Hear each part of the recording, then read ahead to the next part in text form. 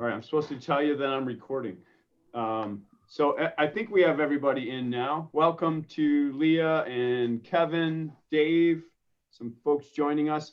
Hopefully you all had a chance to watch the presentation from John. We're going to go over a little bit now with the kind of specific stuff here at Paradise. These are slides that they've asked us to kind of start with. So again, as we make some agreements as we go into this Zoom room, just ask you all to kind of be engaged, have mute on unless you're going to speak, so that way we have less distractions, and keep your video on. And again, as we talk about stuff, remember each of us has our own perspective. Ask that we be respectful of those perspectives as we have discussions related to it. Okay, so our objectives this morning obviously are to empower all of you to take action during emergency situations.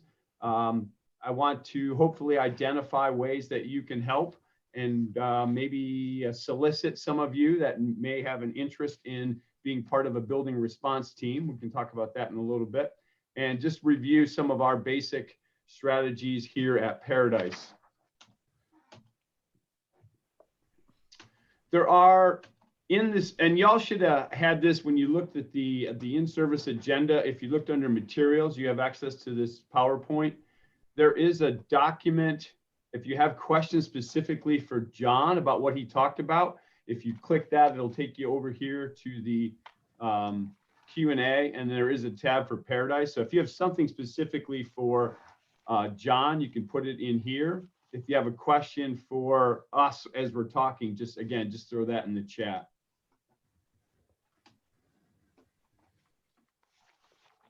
Okay. The all hazard plan that John talked about, I know it says February here. I don't think it made it to the February board. I think that's actually pushed off until March, but when it is available, that'll be made public in our lobby for everyone to have access to. Essentially what they did is they took that 200-page document that John talked about, and they gave us like a Reader's Digest version on cards. So it's a 2-pager. Again, if you click on it. So what we envision doing, and I think we're going to do this at all 3 centers, is one of these 8.5 by 11 sheets will be on green paper. One of these 8.5 by 11 sheets will be on red cardstock, and then we'll laminate them, put them on a key ring, and have them kind of right next to the door, perhaps, so that on the way out for a fire drill, some sort of an emergency, you kind of grab the 2 pieces of paper on the key ring, and we're going to use that in a way to help identify quickly those of you that might need help, or those of you that are good. For instance, if we go out for a fire drill, you grab the 2-pager, and you have everybody, and you're in your line outside. You would simply hold up the green card indicating to anyone visible looking at your class that you have everybody, everything is good. If you're holding up a red, that would tell us that, hey, someone needs to go find out what's happening. Maybe you have an extra kid, maybe you don't, you're missing a student or something, but that would alert us quickly. So we're going to start using those cards. And again, part of this is practicing and drilling, right? So we need to start doing that more purposeful. And I think so what you'll see is a couple things. We'll talk about that later on too, but we're establishing a safety committee, but then also just purposefully planning drills and running those drills so that when we do have something, hopefully we don't, but if we would, people are, again, John talked about like just having that moment that you've practiced them, that you're not trying to rethink things too in depth. Any questions on that?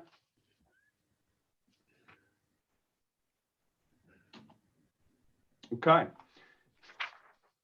couple of the staff expectations. Many of us talked about as we were kind of preparing, and they put this together, was reminders for staff to wear their ID badges. Again, so we can identify perhaps people in the building that aren't. Of course, this building's pretty small enough, we know who's who, but that, you know, people don't have an ID badge. The other thing they mentioned is if in an emergency, emergency staff, if we were outside, first responders were coming, it identifies for them too who some of the staff members are versus other people. So get in the habit of wearing our lanyards. If you need one of those, see Trish or myself, and we'll make sure that you get one. Okay.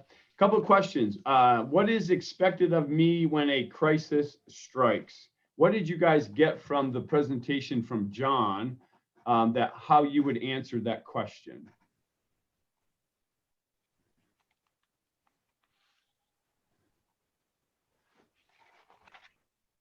Just shout it out. Leah, go ahead. Something like the situational awareness.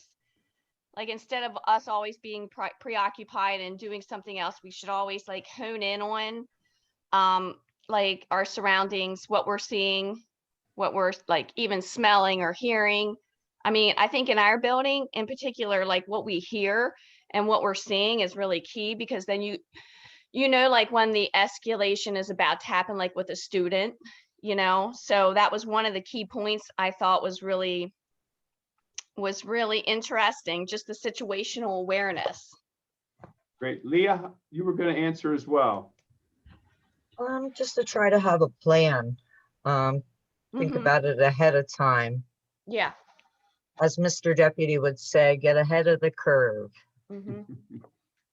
Excellent. Yeah, and I think the two things John mentioned to that stuck out to me was that you need to take care of self and you need to take care of those around you, right? So crisis happens, first and foremost, take care of you.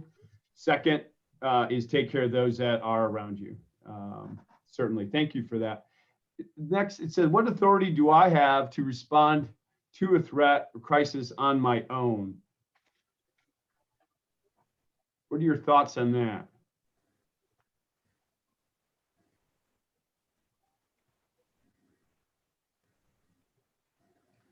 You address it, then you would, depending on what it is. I mean, it's very circumstantial. If, you know, two kids are getting ready to tear each other's heads off, that type of emergency, you know, you intervene to a certain extent. But if it's a student with a knife, you kind of get everyone else out of the room and get someone else to deal with the situation. So it's very depending on what situation, what the incident that's happening is. So that's like a very broad question for me.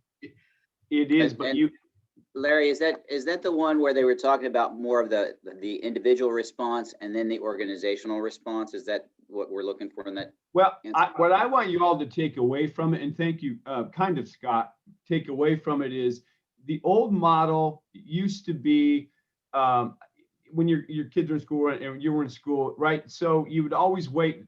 Nobody could do anything till the principal or somebody said, hey, go do X. What I want you to hear loud and clear is you all have the authority to do what you need to do and make calls. And that's that empowerment piece, right? So it's no longer waiting for other people to kind of make that. It's you have authority. And I want you to hear that. You all have the authority to be empowered to do what you need to do. And we're going to talk about a little bit later, like even calling 911. And Trish went around and put all call stickers on every one of the IU phones so that when you pick up the headset and you need to make an all call in the building, I want you to hear me that you need to do that. If you feel something is imminent, we need to get an all call out. By all means, I want you feeling that you are empowered to do that. So yeah, good questions. Next says, what is expected of me after the first responders arrive? I'm not sure. Thoughts on that one? I mean, I have a few thoughts, but. I would just note that, you know, just to underscore the common sense approach that was elucidated in that video, that I think when responders come, it's all about communication at that point, coordination and communication of information as quickly and as concisely as one might be able to do so that you can facilitate an appropriate resolution of the crisis at hand. Yeah, and I think at that point for me, it's about reuniting then possibly, you know, the kids with their families and and those kind of things. Once the first responders, when they arrive on the scene, it's their, I mean, I don't say it's their scene, but they're the ones trained, and so they become kind of that point of running the show, if you will. When can I be released to leave for work or home? Typically, again, this would be if supervisor releases you, making sure that we've accounted for everybody, that kind of stuff. Does anyone have questions on that one?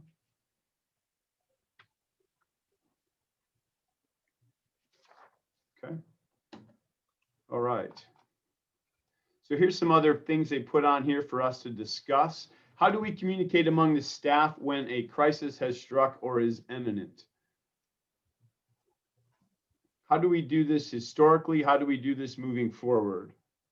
I think for some of us, at least, maybe it wouldn't be like of a crisis level, but some of us try to stay off of the radios, and like we usually have our cell phone with us. So we'll shoot a text or a group text to someone and communicate that way instead of, I don't know, putting it all out there. Well, and I think if we're in like a lockdown mode, radios should not be used. That's where we do need like a cell phone or some alternate form of communication. It's a good point, Rachel.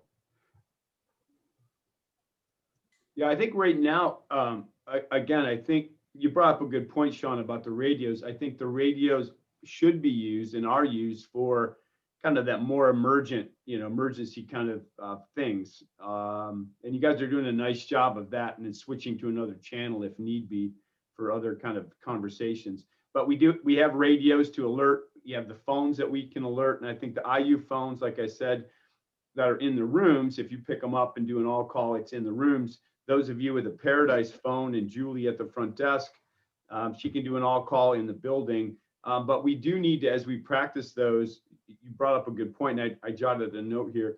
We do need to figure out what that other mode of communication looks like. Hey, Larry, when I was at Bermudian, they had like a color code system.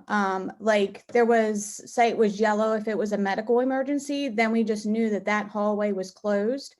And those classrooms in there need to stay in there until it's cleared. And then if it's like an intruder, it's red or something like that, to kind of sort out the type of emergency, but still allow staff to know you need to avoid that hallway.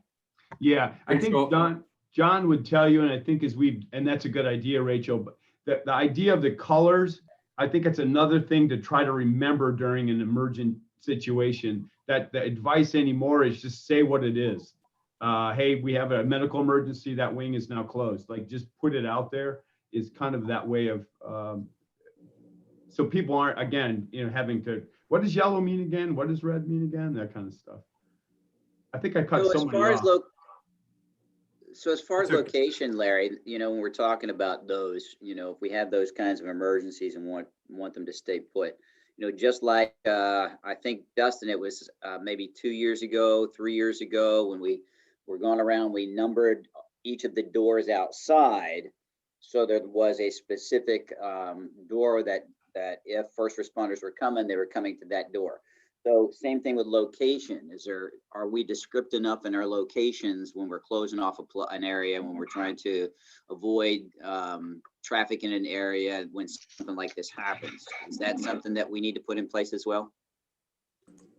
Probably. Yeah, I think that's a good idea, Scott. I mean, there's a lot of people in the building who identify different areas of the building differently. You guys have heard, some of the Catholic Charities people and myself refer to the Badger Closet or the Survivor Room. Some people probably have no idea where the Badger Closet is. What is the Badger Closet? That's the supply closet in the BI hallway at the end towards the ES hallway. Kathy Crick, and I see you shaking your head. You remember the Badger Closet probably.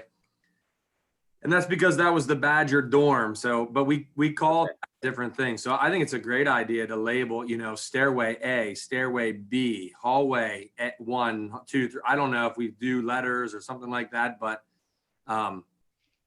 yeah, animals in a building like this, that's people have been a long time and it's changed. It's important, I think. It is, and I think all of that is important work that safety committee we put together. Those are the kind of things that we need to be working on as a team and as a building, and then again, practicing some of those things. Excellent. The bird room's another one. We need a Sasquatch room. I think it should be all animals. That's Dr. Priel's office, isn't it? Don't get me started on the beef jerkies there with the Sasquatch. Too funny. All right. It says, what happens if I think I see a threat and it turns out not to be? Am I in trouble for initiating a building-wide response, such as a lockdown or evacuation?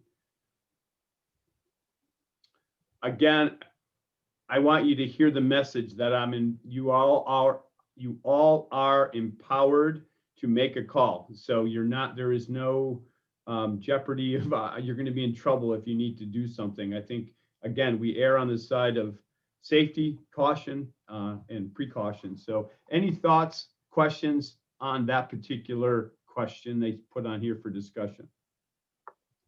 Larry, I think back of when I was getting my principalship and going through a school law class. And I think that in a court of law, educators are seen as relevant resources, and that our testimony is usually, I guess, placed in high regard, I guess, for lack of a better term. So I think as educators in a building, if we've been doing this long enough, that the vast majority of us do know if something is threatening, is going to turn into something. I think that we can probably trust that in one another, as opposed to in a Target department store. You know what I mean? So yeah, no, I wholeheartedly agree. I'm sorry, I thought someone was going to talk. Okay. But if the question, Larry, is, and it turns out not to be, then is this a reassurance that, hey, you know what, if you feel that it is, there's nobody going to take you out because of this. You don't run the risk of losing a job. You don't run a risk of, going home without pay. I mean, there's just none of that risk involved. Exactly. So I think, So I think. Yeah, thank you, Scott. That exactly is the message. And I think I want you to know that, understand it, because again, we talk about empowerment. You need to know that you have authority to kind of do that. Now, if somebody did that 7 times, we might be having a different conversation. But like Scott said, I think all of us here on this Zoom, if we feel it and we make the call, it's made with that gut reaction in a good place. So I please feel empowered to do that. Yeah, thank you. And just to add on that, Larry, too, just to support that, if you think about, is it better to make a call when you think an emergency is imminent, or not to make a call and then something truly does happen, to have to kind of go through that, like, oh man, I should have called, or I should have done something, I should have acted, and not. I think it's definitely better, to say, hey, I truly thought something was going to go down here, so I made the call, 100%. So That's a great statement, Dustin. Thank you. Can I ask a quick question? So is this, like, we're talking about crisis situations and things like that. Would this also apply, say, traditionally, if a child would run away or something, and we have that from time to time with the little kids downstairs, especially, at what point, who is making that call? Because traditionally that hasn't been us. So Hatchmar has a good point. This came up last year or last year, 2 years ago. Anyway, I just, or if you want to think about that and get back to us, but just, I would like some clarification on that aspect of it. We can also get into, like, greater detail about that, because I think there were certain scenarios and situations that where one of us did try to make a call and we were kind of overridden, I guess, in a way. So that would be, I don't know, that would be something to chat about. I would think in that situation, you guys can correct me if I'm wrong. First of all, I feel like you've handled those situations well in the past. I wouldn't have changed much of anything that you guys did. Okay. But I would say in a situation like that, you, first of all, you're going to alert other people in the building. You're going to let me, Larry, Scott, Ryan, Catholic Charities people know that a kid ran away or a kid is missing. So immediately we're all going to be aware of the situation. And then I feel like once you do that, like if you're alerting me, then it's going to be I'm going to take on that responsibility on making the decision when to call. Or I may say to you, hey, Courtney, go ahead and call 911.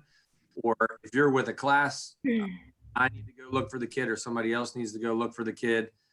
I feel like once you tell me about it, I'm gonna take on making the phone calls if it has to happen. I don't know if that answers your question or not, or if that's the right response. Is it like, I guess my question now is when they hit the doors and when they get outside and their intention is to keep going, obviously we're supposed to keep them within eyesight, or are we supposed to pursue them?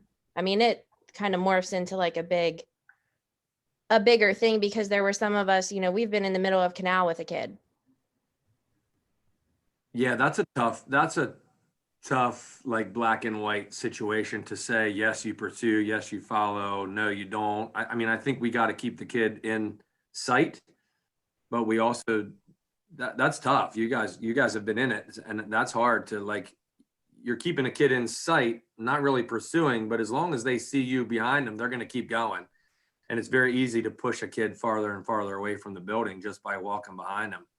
But we've also been in a situation, not us downstairs, but there's been a situation in the building before where people did not, and then it became a huge deal because Right. nobody attempted.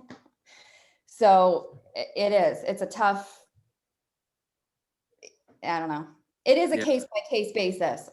It was just something that popped up in my mind. Like, it's not really a building wide crisis. It can be a crisis and that kid can be in crisis.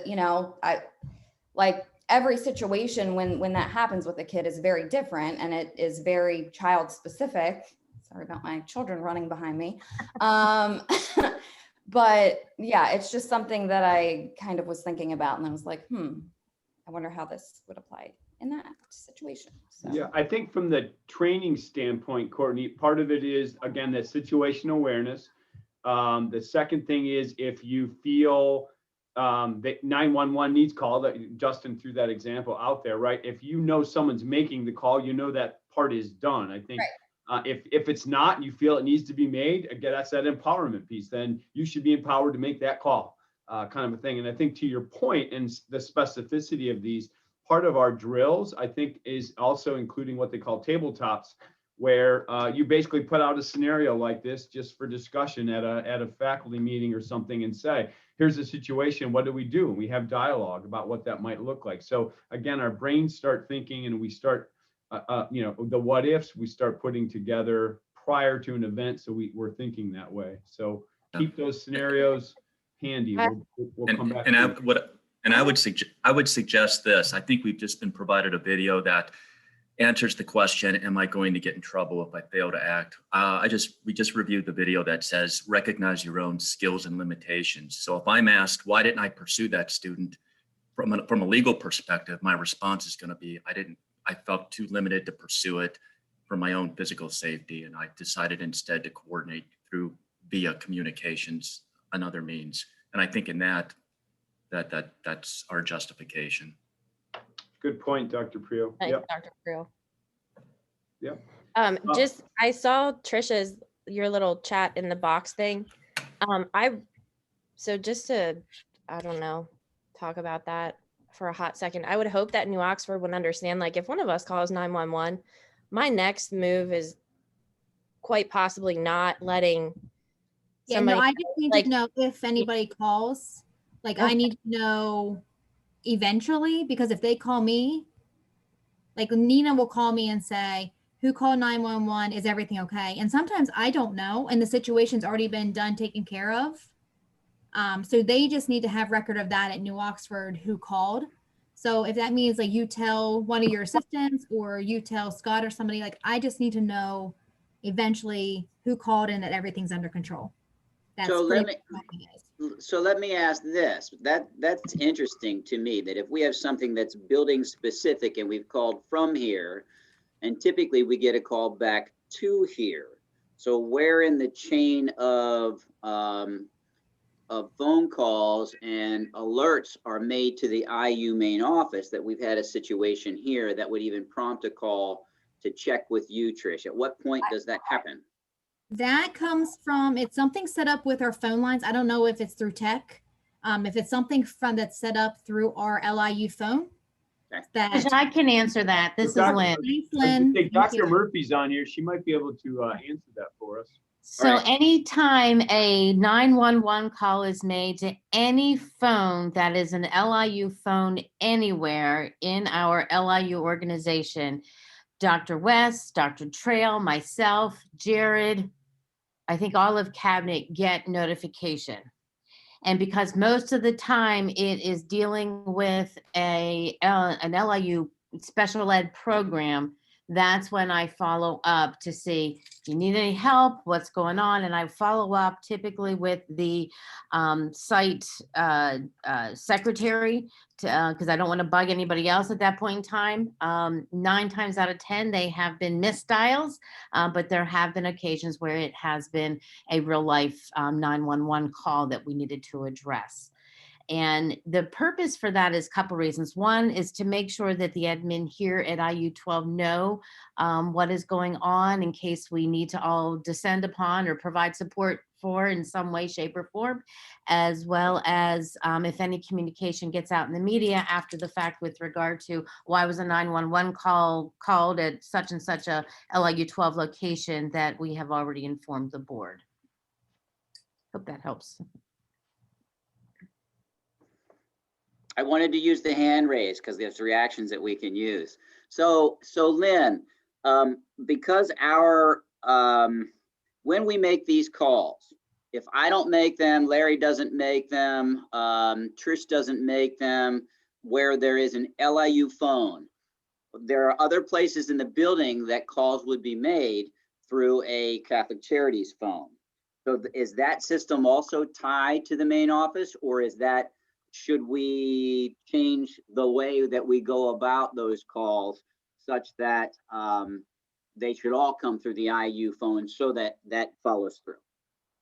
You know, Scott, that's a really good question. And first and foremost, it's to contact the safety that is needed. So you need to contact emergency help. I don't care what phone you use. If emergency contact is needed, then you make the call with the phone that's closest available. We can always follow up with the why, the when, the who, and what the support is needed. So like if Trish could know the information at some point in time so that we are informed, so that if there's extra help needed, then we can certainly provide that. We don't want to have Paradise have to be going through an emergency situation without anybody else knowing, and we can be providing that support as needed, or address community questions or something to that effect. Okay, thank you. How do I get my hand off of there? Man. It should go off automatic Oh, after. no. I have to click lower hand. This is too technical. Oh, I didn't. Nice. The next bullet says, am I expected to run toward or away from violence while at school? Run to the noise. What was your takeaway? We always run to the noise. We have always ran to the noise. I agree with Scott. I think like That's our what we do. population of teachers, like we run towards it. We don't run away from it. Like the more people, the better. I think That's we're not looking what at we're this supposed as to do. how our day-to-day, like our little things that happen is what I think we all keep thinking about and getting hung up in. But like if it's a bigger picture thing, his message to me, what I felt was, you know, you take care of yourself, and the whole oxygen mask thing, you have to take care of yourself so that you can help the kids that you can help. So from the bigger picture training today, I would say it was less of that. Now in our day to day and with our kids and trying to teach them, you know, obviously, yeah, we get involved. Buddy. Right. And I just to echo that point, I think emergency preparedness, I'm thinking primarily of an active school shooter coming into the school. We're not going to run toward the shooter. We're going to go into, and to the first bullet, how do we communicate among the staff if an imminent threat is likely? there needs to be something as simple as code blue. I repeat, code blue. This is not a test, code blue.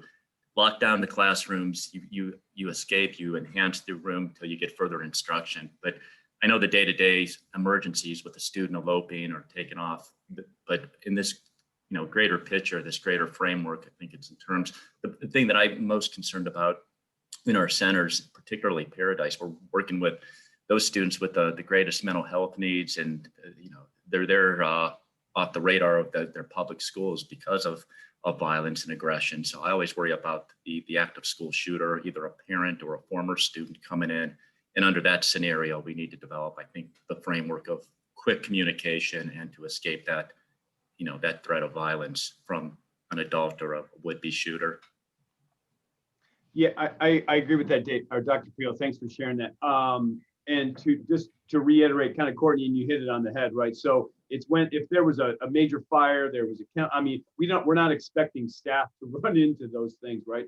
And like you said, and what John said, it's protect yourself, get yourself safe, and those around you get, those are kind of the, pieces that we talked about. So yeah, good points there, folks. Thank you. What about substitute teachers? Again, this is always a tough one, right? Because they don't go through this training per se, or they don't have they're not there on a daily basis to understand. I think what we need to do is prepare our substitutes to, again, grab maybe that 2-pager. I think when the first time they enter in the building, the expectation, from me and from ESS is what have we provided them in the way of how our building operates.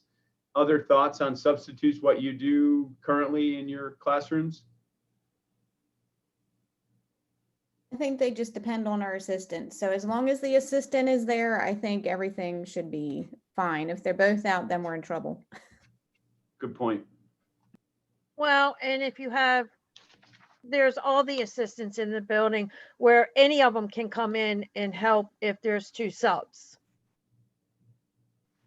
Right. Okay, moving on. It says, if I escape the building with a group of people to get to a safe place, how do I communicate with the team about my status and who is with me, and where will you run to? Thoughts on this? I think this is where the alternate communication method comes into, like, not the radios, not the telephones. It's almost like we need a group text or something in order to communicate silently. Yeah, I would agree. And I think we talked about that in our leadership a little bit.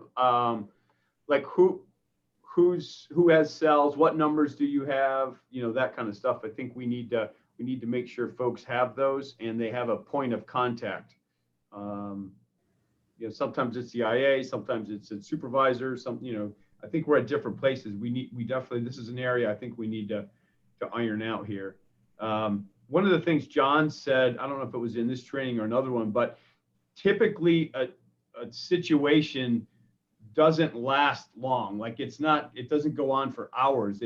Something happens, it occurs, it's over quickly. One of the things he said about fleeing, and you heard him say, the number one thing you need to do, right, is escape or get away from, right? That was the preferred choice, right? His thing was flee far enough to be safe, but close enough to know what's going on. So if it's getting that all call or that, to kind of come on back or whatever it is. So in our location, we need to think about where, we would go, where you would go, that kind of stuff. And we do have some identified locations, but in an emergency, it's you flee and you have a group of kids and you're across the street, the house, right? So how do you communicate back that, hey, I'm safe, I'm over here, I've got the following students with me? I think we need to iron that part out. Any other thoughts on that?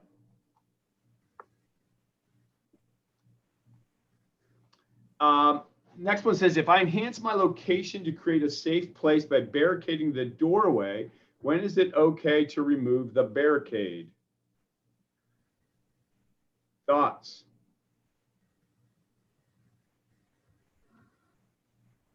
Would we have an all building? We would probably have some kind of all building, all safe. We would. It'd either Alert. come from, yeah, it'd be an all call made by us, or it would be the first responders letting us know that we're able to do that. And we're going to talk about, I don't know if you saw it earlier, John talks about using green and yellow or green and red cards in the windows of classrooms, kind of, to identify, should we have an emergency, you have a card in the window that tells people going around all's well, or I need help in here, kind of a thing. So right, certainly build that into. One of the things John talked about, this is always, I think for us as just who we are as educators and that kind of stuff, is tough, that if you are in a lockdown, you are barricaded, and Susie, is knocking on your door, student Susie's knocking on the door, let me in, and you're locked down in the all call, we are told not to open that door to allow that student in, because it creates more of a hazard and safety risk to the entire classroom as opposed to that student. That's one I don't know, I've always wrestled with. Hopefully never be put in that position, but certainly a tough one. The other thing, Larry, as we discuss these innuendos, I think there's times when there might be a staff, I'm not saying that anyone here is like that, but there could be a time when you're feeling extra, I don't know, anxious, extra paranoid, extra uneasy, and can't seem to get it together, but you're the only adult in the room, and you've waited long enough in your head that you need to get out of there, or you need to unbarricade, and so therefore you're going to take it upon yourself, or somebody else has, and to gives you the okay because they're the classroom right next to you, but hasn't been an all call. And so knowing that those kinds of things could happen, I think just like I think Paige put something in here, it said in my old school we were always told it was when the police came to our rooms. So then, what is that specific? This is who it is. This is when it is. That message that everybody can hear and know, regardless of how you feel about it, because we can all feel a bit anxious in situations like that. Yeah, good point. And I think we've operated under that assumption here too. Just that in a crisis situation, the police or first responders will be the ones to come through the building and tell everybody that it's okay. I just see. Yeah. I see. Yeah, I think that's what John said too. Like first responders, or whether it's them or the police, first responders typically would give us that all call. Yeah.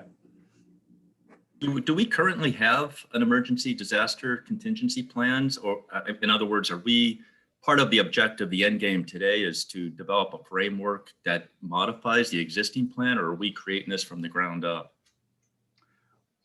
Well, the IU has that all hazard plan, Dr. Priel, and that's kind of the framework for it. I think we then, from a local level, work within that to decide on, again, how we handle, what it looks like, communication, identifying safe places, that kind of stuff. Right, but I just thought, unlike York Learning Center and Franklin Learning Center in New Oxford, we're in a unique situation because we're working with an independent entity with the Catholic Charities, and I would think they would have some role and overlap to, I mean, it's not an IU plan unless it's, because we're functioning within their building, so maybe it's more of a question to Dustin, I don't know. And that's a good point. And I think that's why we collectively, Dustin and I, are working together on that. So what the plan we have is a mutually agreed upon and followed up plan. That's the purpose of he and I being kind of co-facilitating that. And Dr. Priel, Catholic Charities does have a very basic, it's very simple, like disaster strikes, you get out of the building, get to the church down the road, or you get to the other identified sites. We use the school bus, we use the vans, it's like a building evacuation plan, but it's not Got it. Yep. What we're shooting to end with by working together here. Got it, thanks. The next one says, if I offer medical assistance to someone injured, can I be held liable for malpractice if I fail to properly care for the person?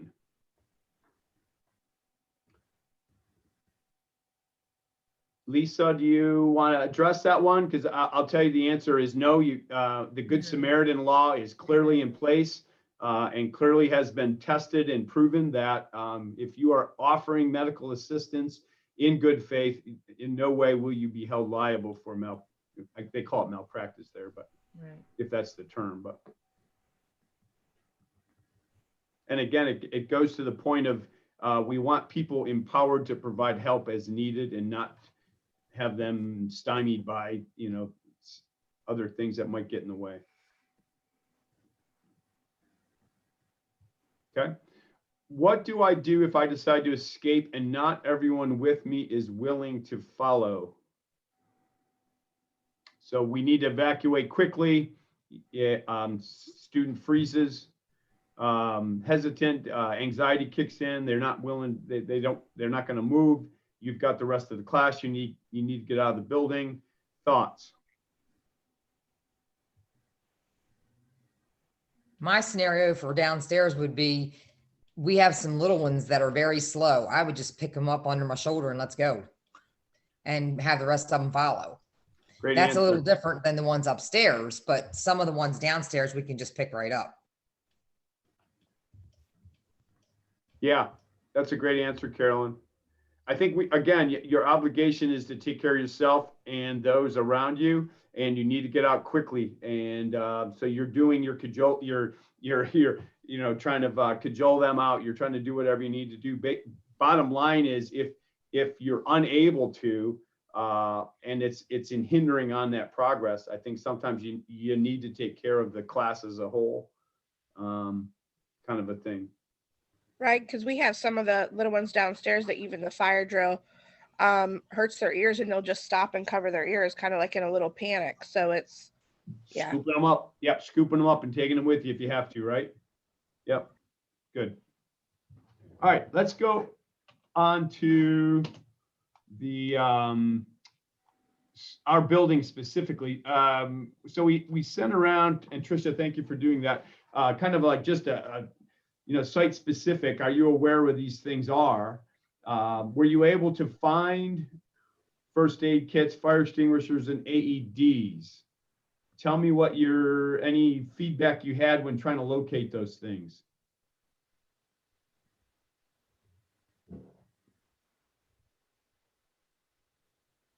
I feel like for most of us, we're there every day, so you see them. Like, they're just there. So where's the first aid? Where's the first aid kits? Well, that's what I I was. have a first aid kit in my room. Yeah, every classroom has their own first aid kit. We were given a small first aid kit. Then there's some additional first aid stuff in our staff room where our copier is for us upstairs. Okay. I believe Miss has a big first aid kit. I think there's one in the kitchen. They're sporadically through the building. I don't think every classroom has a first aid kit. Every classroom was given a small first aid kit, I think the beginning of last year. I thought so too, but I'm not sure that everybody does. So the intention with that was, when we did that, to get every classroom a first aid kit, but when we went to the store, they didn't have enough for every classroom. So I know I didn't get around to everybody, or we didn't get everybody a first aid kit. So if you don't have one, let me know, and we'll make sure that everybody has. It's just a little, like a car kit, something you would keep in your car, a couple Band-Aids, maybe some gauze, something very simple. But if you don't have one in your classroom, if you just let me know at some point, and I'll make sure that we get them to everybody. Awesome. I think Dustin, Mhm. should there be one where the balls and all the outside equipment be just, or should we carry ours from the classroom to outside when we're outside? No, there should be one in probably the closet inside here. There used to be one, and I feel like we pulled it out to restock it, and then it didn't get put back in there. But that's a good point, Sue. I'll make sure that we should have one in there. And we used to have, Lisa, we used to have like take along first aid kits. They were like in a little soft cooler type bag, and we used to take them with our residents when we went out on field trips. We would just grab the first aid kit. I don't know your thoughts about that. If somebody's gonna, maybe we want 1 or 2 or 3 of those, somebody's gonna take a hike, even walking down the road or out on the trail or something, maybe somebody ought to just grab a first aid kit from your office or something like that and take it along with them. Hey, Dustin, has there ever been a first aid kit station out there at the pavilion? Just because we use it so much when the weather's nice, is that something that's you've ever had? No, but it doesn't mean we couldn't have it. Yeah, it's a good idea. I mean, I know Lisa is always carrying her backpack with her wherever she goes. But I think, but I think there are times that just like, you're suggesting that as classes go outside, they go for a hike, they go somewhere further off campus, till Lisa could get there, it's probably good to have something as opposed to nothing, right? Yeah. Agreed. Yeah. At one point, that stuff was taken away. Does anybody remember why? Like they said we weren't allowed to have it. Because we had that big kit downstairs, Dustin. I know exactly what you're talking about. I think that was the Spring Grove nurses, maybe because we didn't have a nurse on staff all the time. I don't know. Maybe I feel like we put that away. I remember that now, Courtney. She said that we couldn't have anything other than maybe Band-Aids or something. Right. We weren't allowed to really have a first aid kit other than Band-Aids. Like we weren't I don't even think we were allowed to have like first aid cream or any of that kind of stuff. Yeah. No, because of administering and like allergies and stuff. I thought that was like part of the reason why like they did away with some of it. But if we are going to be limited to the stuff that we're allowed to have as far as like first aid, and we're talking about having like a slip to hold up if we have all of our kids with us or not. So what if there are those clipboards that have like, you can open them up and it's like a pencil box type thing. So what if each teacher had one of those? You have all of your emergency stuff there, your cards, whatever, and it goes in and out with you. And that's just what happens. That way everything's in one place. You have everything that you need if you're outside of the building or whatever, or you just have a backpack. I don't know. I carry a backpack sometimes with the little kids. Yeah, good points, Sean. And a lot of times they call them the go bags, right? So you have this would be a go tote or whatever it would be, but basically it's something you grab to any emergency, boom, you're grabbing that go thing. It's got your everything, emergency cards or whatever you need in there as well. So something to work towards. Excellent. As far as staff trained, I think right now CPR first aid trained officially is our Catholic Charities staff. So if they were responding to a CPR need and said, hey, Courtney, I need you to run down, grab the AED machine for me. We only have one. Do you guys all know where it is? Is it working? It is. Yeah. So where is the AED? Courtney? Behind Dustin's wall. Yeah. Down in Down that there main by Dustin's office.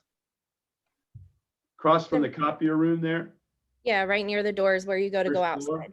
Okay, perfect. All right. And we haven't practiced that I'm aware of. I know we didn't practice it this year, so I can't speak to other years, but one of the things you probably may have been used to or heard of, like, is emergency weather drills and where we have safe spaces in the building for if we were to have a tornado or earthquake, or we got a, alert that something was coming. We will be practicing those and identifying spaces in our building where you will go for that. So we haven't done it yet, but we will for sure. As Dustin said, if we had to leave the building, our on-site rally point right now, if we had to evacuate, it's down at the Parish Center at the end of the driveway going towards the church there. Is everyone aware of where that is located? Right on campus there, down the, past the shop building. Go ahead. It's the building behind the church. That's what they Right. call the center, Parish Center. not the actual church building itself. It's the smaller building behind the church. Great. If that were not an option, and we had to leave the geographical area here, we would use buses, vans, etc., and we would, our rally point offsite is the new Oxford High School auditorium. And Larry, I did get the third site. It's the new Oxford Fire Hall. So we do have a third one if we ever needed that for some reason. I don't know if somebody else would be using the Paris Center, somebody else would be using the new Oxford. We do have, he dropped off the signed MOU on Friday. Excellent. Site too. Perfect. Good, good. Okay. All right. So next steps, which again, I think we've got some work to do as a building, which is good. It's certainly started us out with putting a framework together. This is a living document, so we'll be continually updating and making changes to that. As you heard me say earlier, I do want to create a Paradise Safety Committee. If you're interested in that, certainly shoot me an email. I will be encouraging many of you, some of you, to join that because of your position. I think some of us just naturally, I mean, obviously Lisa Andrews, you don't have much. I mean, you should be on our safety committee. I think our maintenance guy makes sense to be on our safety committee. But if you're interested in being part of that, please let me know. But we'll be working on that. Paradise has to do, like I said, we have a small tab. Paradise has to do a building specific. So we have to identify where the water shutoffs are for emergency management. If they were here, where are points of access for our internet, that kind of stuff. Where, I mean, just more of the specifics, geographic images of our property, so that if we have something major, that we have it all in one place.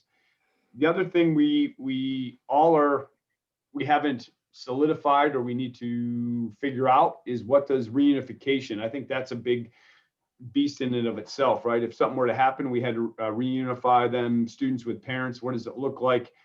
That's a whole process that we need to identify.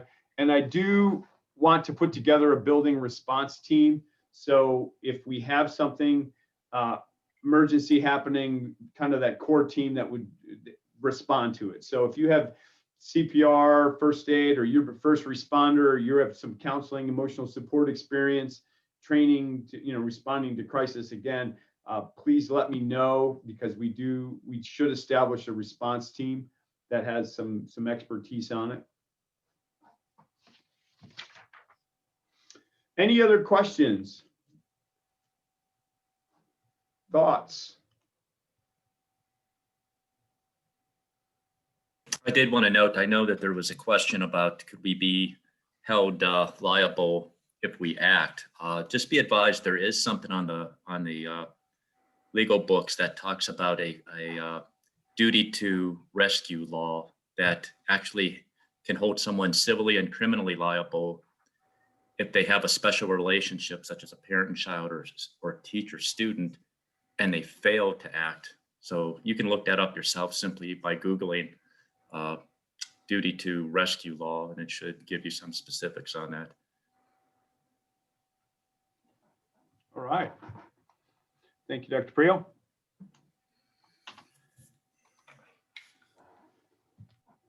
Nelson Mandela is on here. Thank you. All right, so for this attendance, folks, there's this session code. If you click on attendance within the, if you go to the materials of you have the agenda up. If you go to materials, you get this PowerPoint. At the end, there's an attendance. And I think probably for the whole day, they're asking you to respond, answering the sessions you attended. And for this second one where it says session 2 all hazard plan, it's asking you for the code. Our code is 1765. So maybe just jot that down somewhere so that when you're doing the attendance Google form, that for session 2, you'll just put 1765. That's what this one is.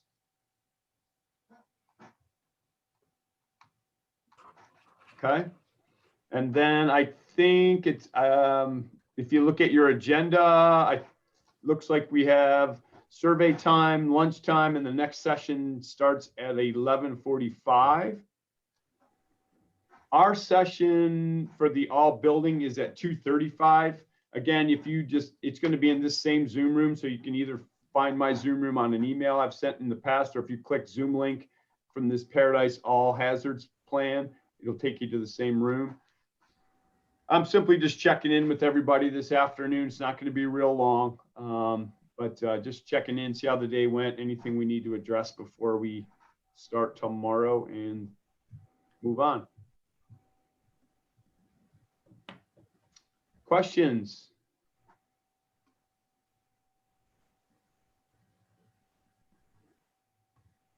All right. Well, thanks, everybody. Have a great day. Enjoy the rest of your training today.